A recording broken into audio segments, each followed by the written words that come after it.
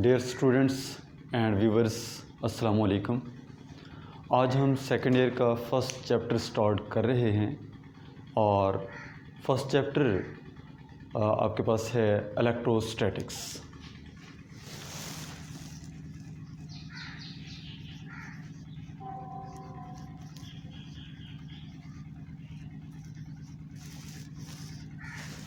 It is a branch of physics in which we study the charged particle which are at rest is known as electrostatics। जैसा कि नाम से ही जाहिर है, electro mean charged particle, statics mean rest। It is a branch of physics in which we study the charged particle which are at rest is known as electrostatics। Charges are of two types। Charges के दो अक़साम हैं, positive charge and negative charge. हम जानते हैं कि proton possess positive charge while electron possess negative charge. Proton के ऊपर पॉजिटिव चार्ज होता है और इलेक्ट्रॉन के ऊपर नेगेटिव चार्जेस होते हैं और इनकी इंट्रिंसिक प्रॉपर्टी है कि लाइक चार्जेस, लाइक मीन जब एक जैसे चार्जेस होंगे, मसलन पॉजिटिव पॉजिटिव, ये एक दूसरे को रिपेल करेंगे, नेगेटिव नेगेटिव एक दूसरे को क्या करते हैं, रिपेल करते हैं। और अनलाइक चार्जेस या different charges, positive and negative और negative and positive, they attract each other.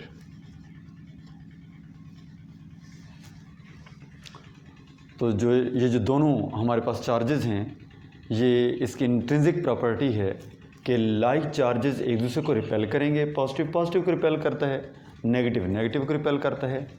और अगर अनलाइक चार्जेस होंगे, मीन डिफरेंट चार्जेस होंगे, तो ये पॉजिटिव और नेगेटिव या नेगेटिव और पॉजिटिव ये एक दूसरे को क्या करते हैं, अट्रैक्ट करते हैं। ये इनकी इंट्रिंसिक प्रॉपर्टी है। अब ये जिस फोर्स से एक दूसरे को अट्रैक्ट या रिपेल करते हैं, उनके बारे में इंतहाई इम्पॉर्टेंट एक टॉपिक है, एक लॉ है जिसको हम कॉलम्स लॉ का नाम देते हैं। उसी को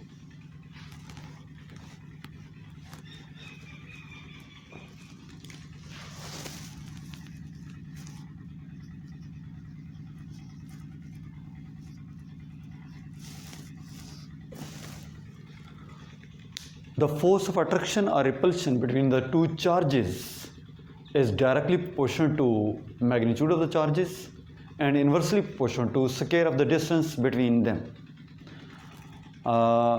हर दो चार्जेस के दरमियान फोर्स ऑफ अट्रैक्शन या रिपल्शन उन चार्जेस की मैग्नीट्यूड के डायरेक्टली प्रोपोर्शन होगी और उनके दरमियानी फासला के मुरब्बा के इन्वर्सली प्रोपोर्शन होगी। Consider we have two charges Q1 and Q2।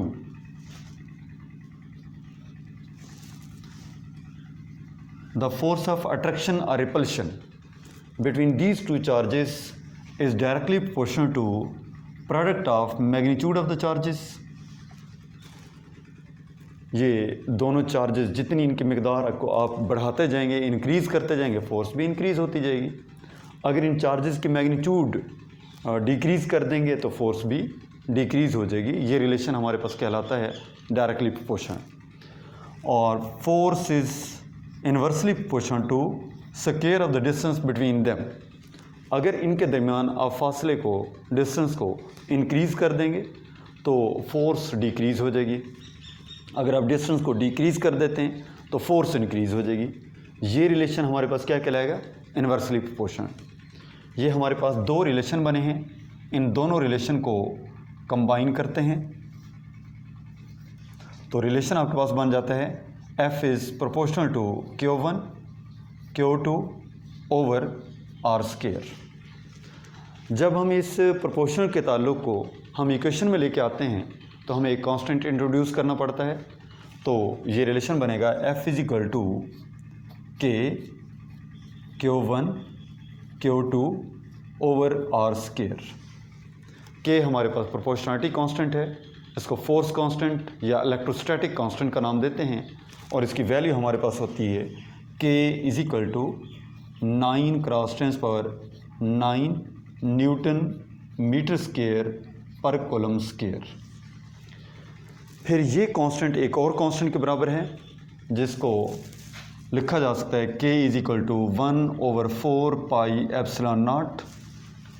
Epsilon nought भी एक कांस्टेंट है जिसको हम नाम देते हैं परमिएबिलिटी या फ्री स्पेस, और इसकी वैल्यू आपके पास होती है epsilon nought is equal to 8.85 cross tens पर -12। यूनिट आपके पास बन जाएगा कॉलम स्क्वायर पर मीटर स्क्वायर पर न्यूटन। ये आपके पास इसका यूनिट बनेगा कि कैसे चार्जेस एक दूसरे को फ्री स्पेस में परमिशन देते हैं एक दूसरे को अट्रैक्ट करने की या रिपेल करने की। अब हमारे पास अगर फर्स्ट चार्ज फोर्स एक्सर्ट कर रहा है सेकंड चार्ज के ऊपर इन दिस डायरेक्शन, ये फोर्स एक्सर्ट होगी, first charge exert force on second charge, जिसका रिलेशन आप लिख सकते हैं F/1 first charge exert force on second charge which is equal to K Q1 Q2 over R square R21। तो force आपके पास vector quantity है, ये आपके पास उस K Q1 Q2 over R square, ये दो चार्जेस के दरमियान अट्रैक्टिव या रिपल्सिव फोर्स की मैग्नीट्यूड होगी, और R21 ये उसकी डायरेक्शन होगी from first charge to second charge. अगर फर्स्ट चार्ज सेकंड के ऊपर फोर्स एक्सर्ट कर रहा है तो सेकंड चार्ज भी फोर्स एक्सर्ट करेगा फर्स्ट चार्ज के ऊपर, तो उसका रिलेशन लिखा जा सकता है F12 is equal to K Q1 Q2 over R square R12। ये भी आपके पास फोर्स होगी जो सेकंड चार्ज फर्स्ट चार्ज के ऊपर फोर्स एक्सर्ट कर रहा है, और इसकी value K Q1 Q2 over R square है। ये भी फोर्स उतनी ही मैग्नीट्यूड में होगी, लेकिन इनकी डायरेक्शन अब सेकंड चार्ज फर्स्ट चार्ज के ऊपर फोर्स एक्सर्ट कर रहा है, इसकी डायरेक्शन उसके लिहाज से अपोजिट होगी। तो यहाँ पे थर्ड लॉ ऑफ मोशन आप अप्लाई कर सकते हैं कि Q1 चार्ज फोर्स एक्सर्ट कर रहा था सेकंड चार्ज के ऊपर, ये उसका एक्शन था, और second charge also exert force on the first charge, ये उसका रिएक्शन कहलाएगा। एक्शन और रिएक्शन मिकदार में बराबर होते हैं, लेकिन उनकी डायरेक्शन एक दूसरे के लिहाज से अपोजिट होती है। तो थर्ड लॉ को आप कह सकते हैं कि F12 is equal to -F21। Action and reaction are equal in magnitude but opposite in direction. तो यहाँ पर ये थर्ड लॉ यहाँ पे अप्लाई हो रहा है। और अगर इसमें एक और फिनोमेना यहाँ पे हम डिस्कस करते हैं डायलैक्ट्रिक के हवाले से,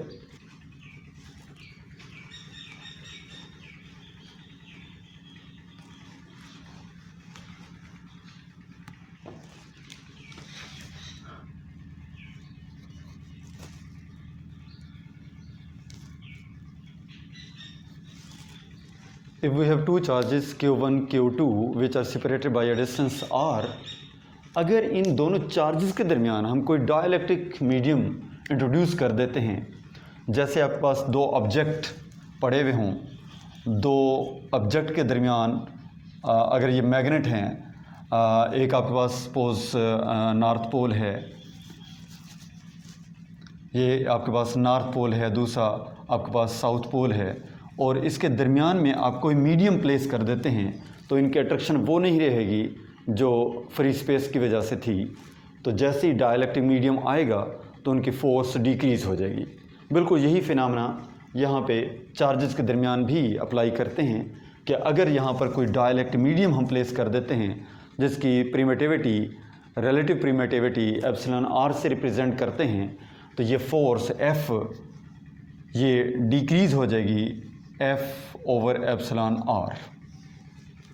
यानी जैसे मीडियम आएगा उन दोनों चार्जेस के दरमियान तो फोर्स ऑफ अट्रैक्शन या रिपल्शन डिक्रीज़ हो जाएगी। तो ये बन जाएगा F dash is equal to F/एप्सिलॉन आर। इन दोनों का F डैश F प्राइम और एप्सिलॉन आर का आपस में जो रिलेशन है ये इन्वर्सली है। जैसे आप मीडियम को इंक्रीज़ करते जाएंगे फोर्स डिक्रीज़ होती जाएगी, और जैसे ही आप मीडियम को डिक्रीज़ करते जाएंगे तो फोर्स इंक्रीज़ होगी। इन दोनों का आपस में ताल्लुक़ इन्वर्सली प्रोपोर्शन है, जैसा कि अभी हम डिस्कस कर चुके हैं कि F is equal to K Q1 Q2 over R square. इस रिलेशन को इस टर्म में भी लिखा जा सकता है, F is equal to 1/4 epsilon nought Q1 Q2 over R square. ये वैल्यू अगर इसमें पुट कर दें तो ये बन जाएगा F prime is equal to 1/4 epsilon nought epsilon R Q1 Q2 over R square. तो जितना रिलेटिव प्रिमिटिविटी को आप इंक्रीज़ करते जाएंगे फोर्स डिक्रीज़ होती जाएगी, और अगर रिलेटिव प्रिमिटिविटी को डिक्रीज़ करते हैं तो फोर्स इंक्रीज़ होगी। इनका ताल्लुक आपस में इन्वर्सली प्रोपोर्शनल होगा। अब हम डिस्कस करते हैं कि ये जो हमने रिलेशन लिखा है F prime is equal to F और एप्सिलॉन आर, यहाँ से आप एप्सिलॉन आर की वैल्यू कैलकुलेट कर सकते हैं इसी रिलेशन से।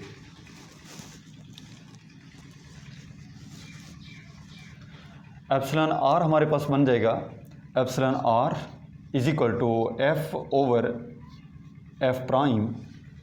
तो यहाँ पे हम ये ऑब्ज़र्व कर रहे हैं कि epsilon R is a relative permittivity which can be defined as the ratio of force between the two charges when there is vacuum to the force between the two charges when there is dielectric medium between the two charges.